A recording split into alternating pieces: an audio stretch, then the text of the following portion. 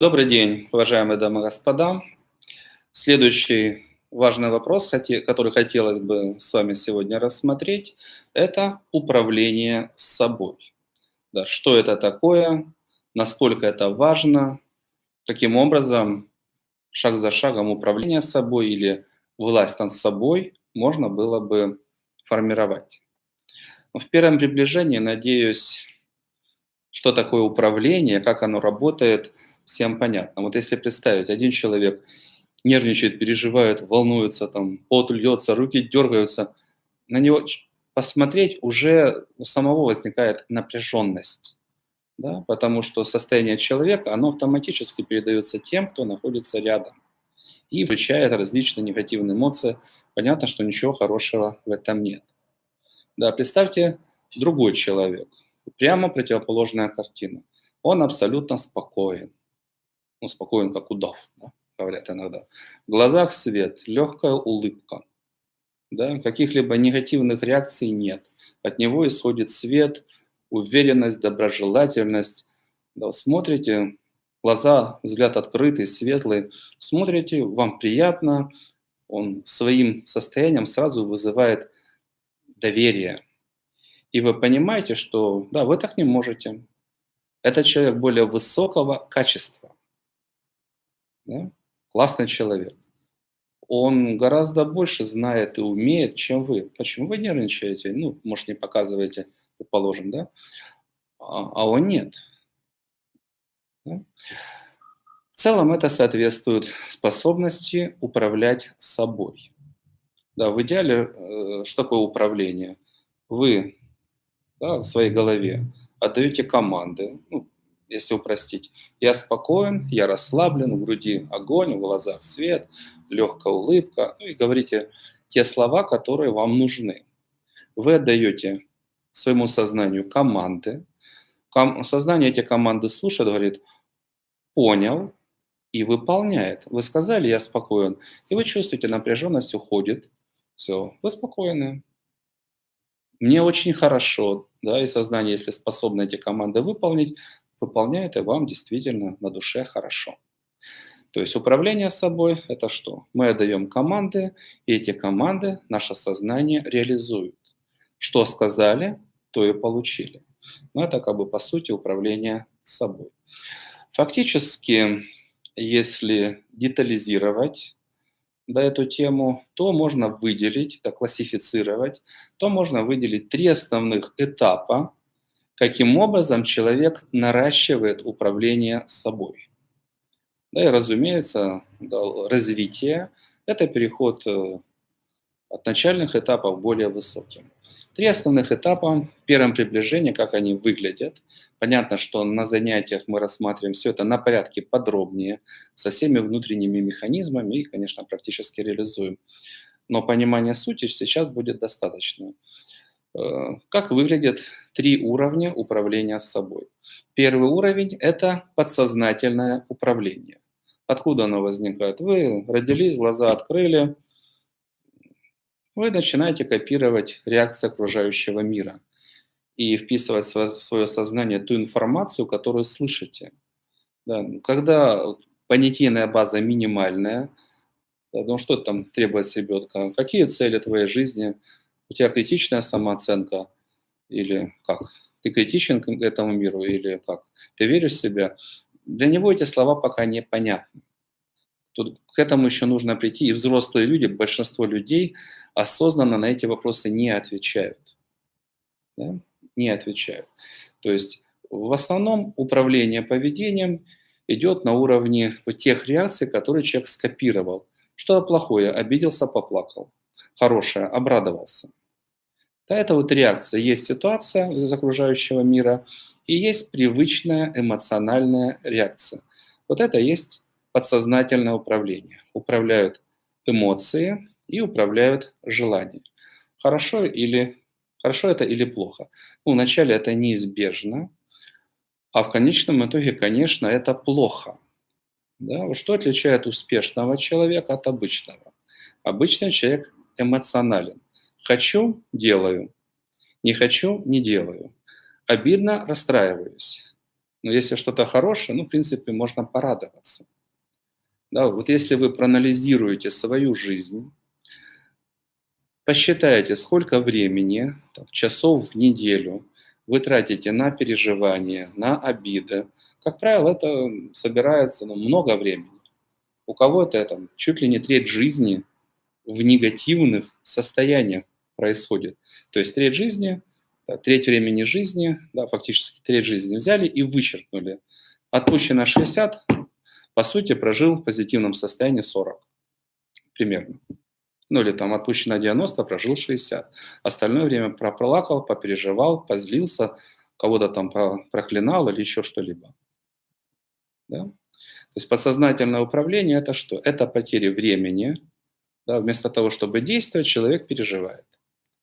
Это чаще всего саморазрушение себя и разрушение процесса. То есть нужно договариваться, что-то строить, а вы в эмоциональном состоянии, вы хотите там покричать или кричите, или уходите, чтобы ваши эмоции не выплеснули на человека.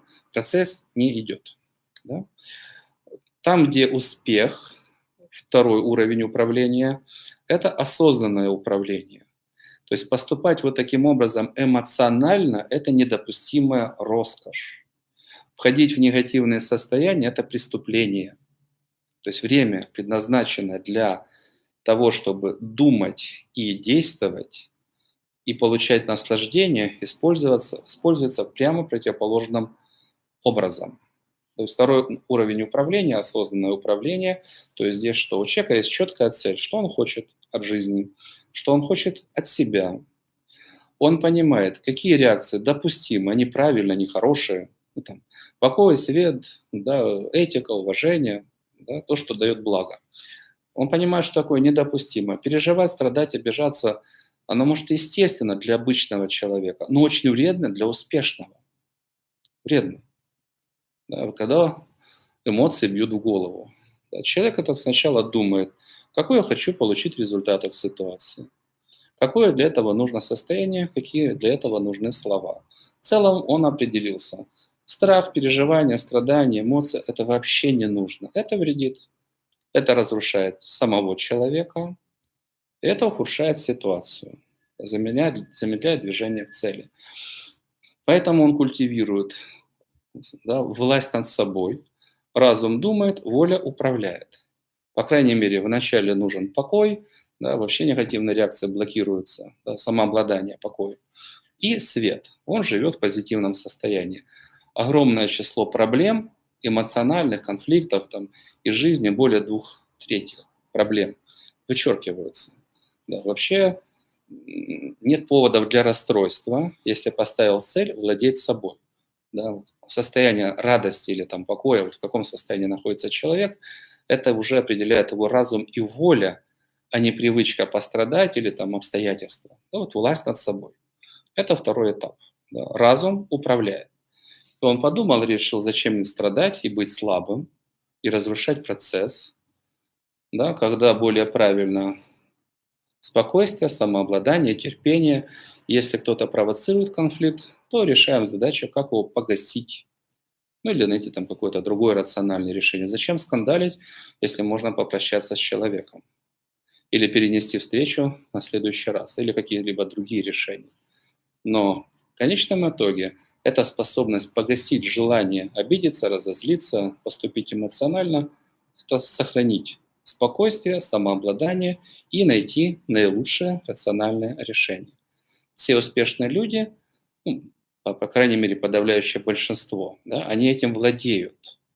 Да, поэтому они время своей жизни используют по назначению, а не против себя, да, не разрушают процесс.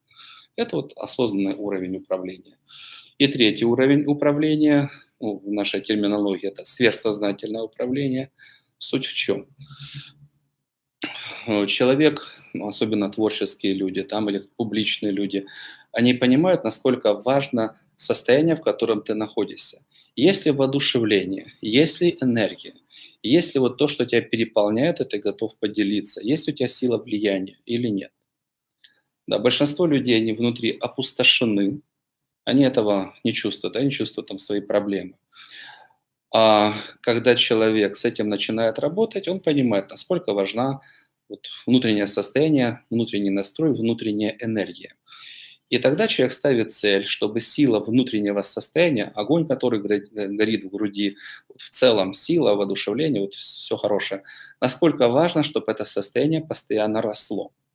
Вот сверхсознательное управление – это поиск таких ответов и по сути, и по форме, да, с какими интонациями, там, да, с каким выражением лица, все остальное. Вот по сути и по форме, вот как, какое решение необходимо принять и как его реализовать так, чтобы огонь в груди и общий прилив энергии, да, сила чувств, вот они при этом выросли. То есть рациональные решения, вроде бы они правильно, умом понимаем правильно, а на сердце тяжело. Да, разум против сердца, да, все равно проигрыш. А как сделать, чтобы разум говорит правильно, и сердце говорит «да, классно», и огонь в груди растет сильнее. Вот сверхсознательное управление действует так, чтобы внутренняя энергия при этом наращивалась, да, постоянно росла. Когда человек эту задачу решает, то скорость его роста, влияние чувств, наслаждения также постоянно растет. Да. Надеюсь, логика понятна. При подсознательном управлении что-то нормальное, и если ушли в негатив, да, вот, в любое такое управление, это потери, большие или поменьше. Осознанное управление – это возможность двигаться к цели. Почему? Потому что рационально быть этичным и сдержанным, чем конфликтным, да, эмоциональным, слабым, агрессивным. Да, и воля, разум и воля человека к цели ведут. Сверхосознанное управление, к этому добавляется плюс рост чувств, энергии, воодушевления и всего хорошего, да, в конечном итоге. Вот та энергия, то воодушевление, которое живет внутри нас. Находить ответы, которые усиливают эту энергию, этот огонь. Каким образом на практике решается данная задача в рамках наших программ? Фактически это эволюция человека. Большинство людей вообще за свою жизнь в лучшую сторону не изменяются. Ну, скажем, вспомните там своих однокурсников. Студенты, веселая жизнь, новая информация, все хорошо. Работа, женился, быт начинает заедать, и огонек, к сожалению, в большинстве случаев теряется. Да? То есть люди входят в какую-то ситуацию проблемную, проблему не решают. Это все отягощает, отягощает и отягощает. Да, часть людей способна освобождаться от проблем и расти. Значит, каким образом это решается в рамках нашей программы? Сначала должны быть устранены очень жесткие и грубые реакции. Скажем, человек что-то услышал, поднял проблему в слезы. Да, вот те проблемы, которые человека выбивают. Да, потому что пока они остаются, возникает ситуация, человека унесло. Да, поэтому вначале зачищаются жесткие эмоциональные реакции, затем реакции остальные, негативные, то есть устраняются шаг за шагом негативные программы, которые периодически захватывают власть и бросают человека в негатив. Это первый этап. Затем шаг за шагом уже человек осваивает техники управления собой. Есть различные приемы, но одно из первых, не всегда это понятно людям, но это как бы самый такой простой вариант, как научиться управлять собой. Вход в различные роли, скажем, творческий номер, да, там какой-либо классный герой, да, он хорошо держится, говорит правильные слова, с нужным выражением лица, с нужными интонациями. И когда человек начинает его копировать, это первый опыт выйти из своего футляра и войти в другое состояние, более хорошее. Да. Дальше медитация. Глаза закрыли, расслабились, даем команды, нам нужно получить нужный результат. И пока не почувствуем, что да, вот есть нужный результат. Дальше уже идет, собственно, самоконтроль. Идем по жизни, даем себе команды и нарабатываем навык до тех пор, пока не будет новая привычка. Да, спокоен, доброжелатель, энергетичен, сосредоточен, ну и так далее. Корректен всегда. Человек, отдавая себе команду, постоянно там, в йоге, да, постоянное повторение есть упражнение. Постоянно отдавая себе необходимые команды, человек формирует в своем сознании новую привычку. Жить в нужном состоянии, реагировать таким образом, как ему нужно. Сначала думать, а потом уже говорить или что-то делать. Шаг за шагом человек нарабатывает соответствующую привычку. Это одно из ключевых, что делает человека сильным и дает ему право на успех, что дает ему огромные неоспоримые преимущества по сравнению с обычными людьми. Это власть над собой. Не проблемы, желания и обстоятельства управляют сознанием человека, а его разум. Что самое правильное, что самое лучшее? Его воля как инструмент вызова нужных реакций, нужного состояния. Разум и воля, ну и затем уже его сердце, которое позволяет не только правильно, но так, чтобы это дало максимальную энергию.